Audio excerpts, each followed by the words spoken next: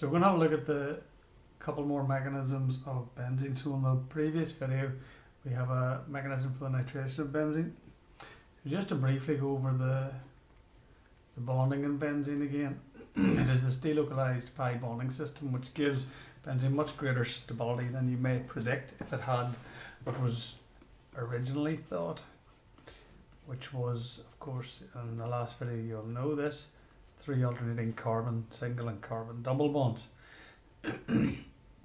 So the last video we looked at the mechanism for the nitration, so the addition of an NO2 group to a benzene ring, and we looked at all of the faculties of that, the generation of the electrophile, the fact that sulfuric acid was a catalyst, and the Coriolis, etc.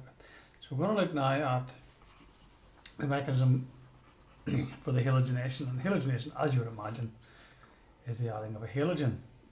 So this time, taking our benzene ring, we are adding halogen. I'll just use bromine. It'll either be bromine or chlorine.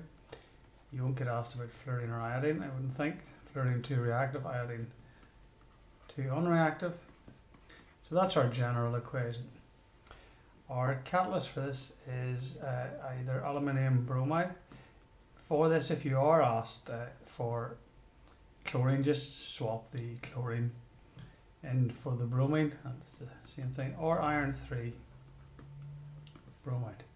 Now these are catalysts which you should know are made in situ. Made in situ means that they're made in the place of the reaction, and they're made by, I'll just take the aluminium one.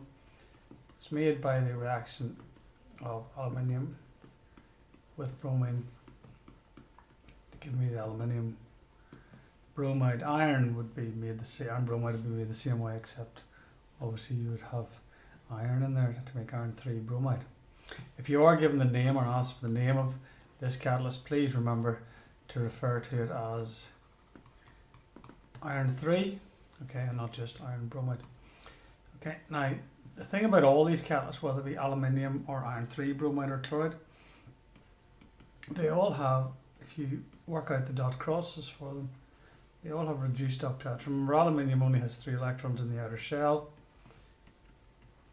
so when it covalently bonds here, what it will do is it'll have a reduced octet. Now, this plays a really important role in the preparation of the catalyst. So let's say I am using this for the reaction of bromine with benzene. So what happens here when this catalyst comes into play, which is that, it causes, because of this very delta positive aluminium, it causes homolytic bond breaking of the bond that I have circled there in the bromine. Now what does that give you? Well, it gives you, and I'll just draw this out more shorthand, AlBr. There are 4 bromines around it now because the aluminium now has a full octet. That's got a -1 charge because that bromine has brought an electron with it. And most importantly, we now have our electrophile. So this is how we make our catalyst, and the second equation here is how we make our electrophile. So your catalyst via that reaction, or electrophile via this reaction, if you were to write it out, so that's AlBr3 plus your bromine, again, swap these for aluminium,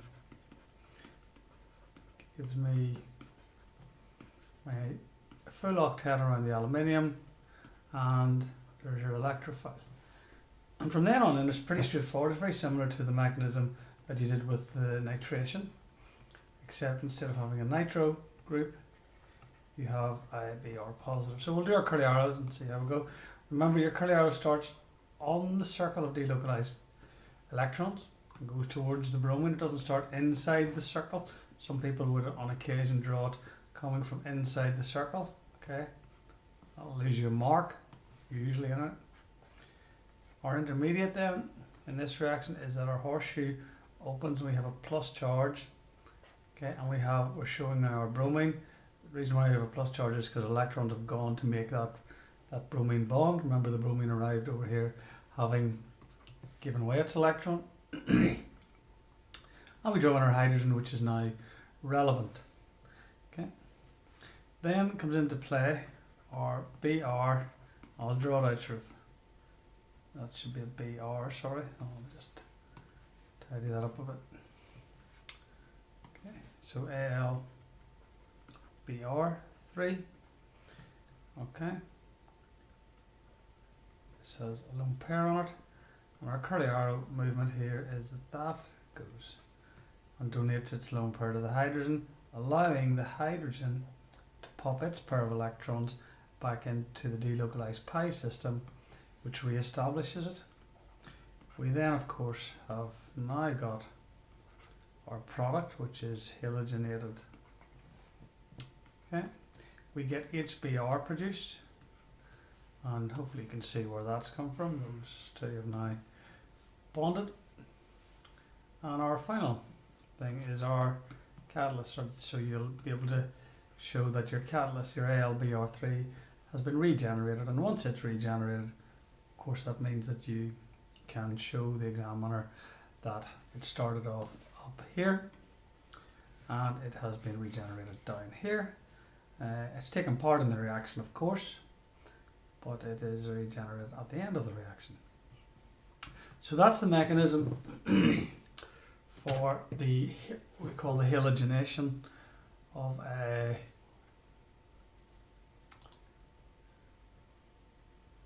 benzene ring. We'll have a look then at the next reaction along, which is the acylation. Now, hopefully you're starting to see what is common between all of these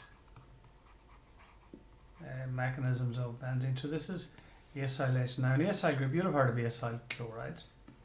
So that's an acyl chloride. Well, obviously that's the chloride part of the acyl chloride. So you should be able to work at this as the acyl group. And so when you acylate benzene, or acylation, that's exactly what you do. You add that group on that I have just highlighted in yellow.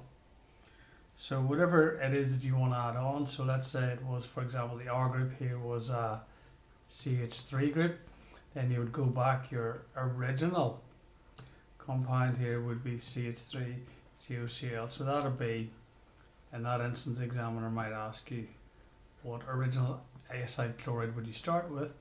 You'll start off with, in this case, a compound called ethanoyl chloride, if your R group is a CH3. So remember, even though the R group has only got one carbon in it, here, there's another carbon there, hence the reason why it's ethanoyl chloride and not methanoyl chloride. So let's again work out how do we make our electrophile.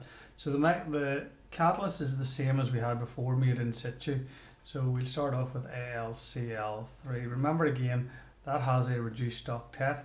So actually the way in which the catalyst is made, the electrophile is made, is pretty much the same here.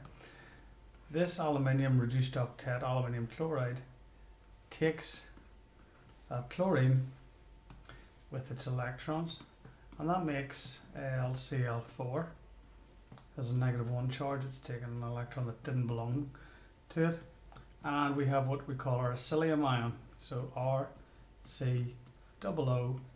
We now have a positive there, and you can see that this acts as the electrophile.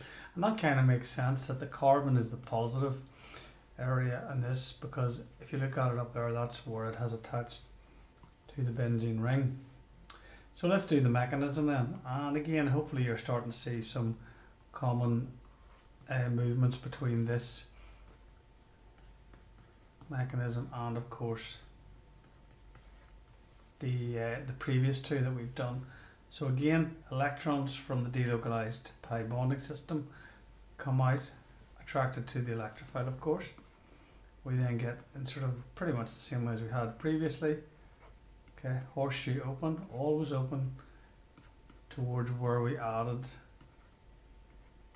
this onto.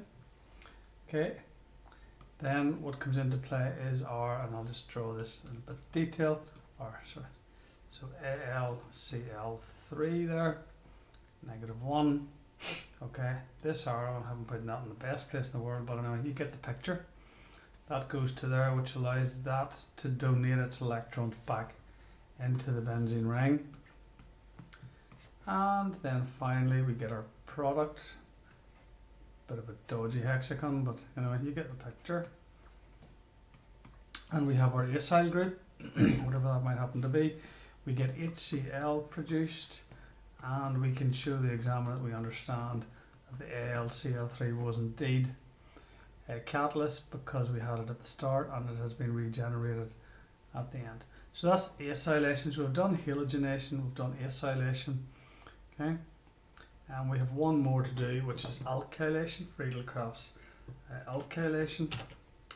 And again, hopefully you're now starting to see what's going on here. This is again a very, very similar picture. So again, we have to say, well, how does the electrophile work? So this is alkylation. Sorry, I should have said that. And an alkyl group, remember, is an R group. Okay, so it's like methyl, ethyl, etc. Okay, so we're adding an R group onto our benzene ring. So we're making things like, you've seen these in questions, like ethyl benzene. Okay, the one that you would see frequently, methyl benzene. So that's how do we turn benzene into those molecules. So the formation of our electrophile is pretty much identical to what we had before. So let's say we want to make methyl benzene. We would start off with CH3, Cl. We would start off with chloromethane. We use our catalyst with our reduced octet again. Okay, and exactly the same thing happens because it has a reduced octet.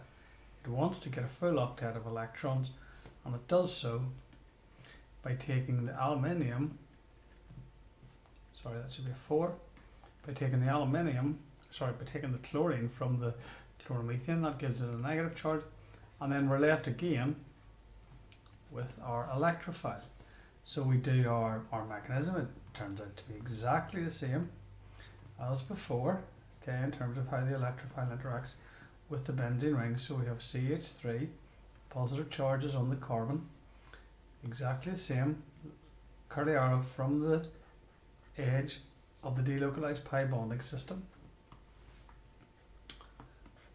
Redraw our hexagon, show it, open our horseshoe towards where we're going to add our CH3, put in our hydrogen, which was always there but is now a relevant hydrogen. How do we get our catalyst back? Well, we have Cl, and I'll just do what I did in the previous ones, remembering that we have a lone pair on this, which is able to donate them to that hydrogen, allowing the hydrogen to put electrons back into the delocalized system, therefore re-establishing it, keeping the stability of benzene, otherwise it becomes just a bit energetically, oh, that's not a bad hexagon. And then we have our product. We can show the examiner that we have HCl, and we can show them, more importantly, we have our catalyst, which is of course regenerated. Okay, so there you go. Those are the 3 out of the 4 mechanisms for electrophilic substitution in benzene. The other one is on the previous